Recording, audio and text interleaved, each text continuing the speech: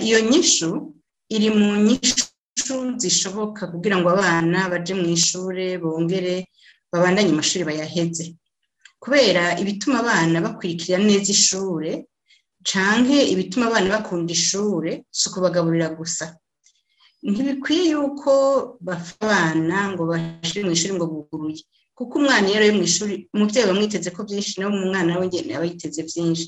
Ko ishuri mwakira nk'umuvyeyi ikamwumviriza mu byo akeneye kwiga, mugabo umwana akaronka aho yicara, akaronka ibibanza yicaramwo, ibitabo byo gukoresha, akaronka n'indero ikwiye kw'ishure, umwigisha, hama ntiyicwe n'inzara. Urumva rero yuko kuja mu ishuri, kugura ishure ukagaburira abana utashoboye kubarera koko ngo umwana abone ko umwigisha bari kumwe. Urabona kenshi usanga bafise ibitigiri byinshi mu ishure, usanga batagira ibitabo, usanga kumbura bakana kubagurwa, usanga niyo umwana yagize ikibazo atawumukurikirana, ndetse wa mwigisha ariko araba abana bashika 100 canke barenga, ugasanga umwana ntagira umukurikirana.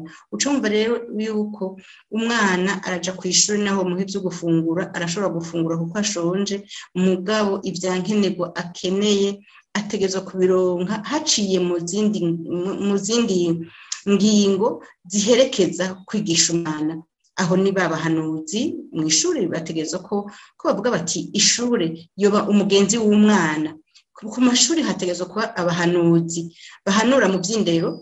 Nk'umwana atashoboye kuba ari mu ishure, uwo muhanuzi akamwakira, akumviriza abigisha, akumviriza abavyeyi, akumviriza n'abo banyeshure.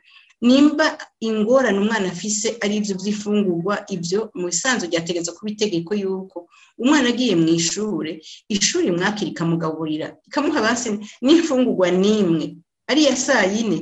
Mu gihe bataha isaha ndwi, abana baronka ikintu bafungura sayine, ko benshi bavuye mu hira ataco bafunguye.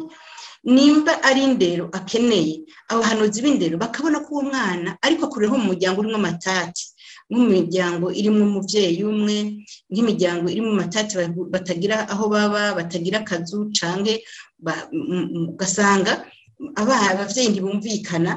Aho rero ibyo biratuma abana kenshi baheba.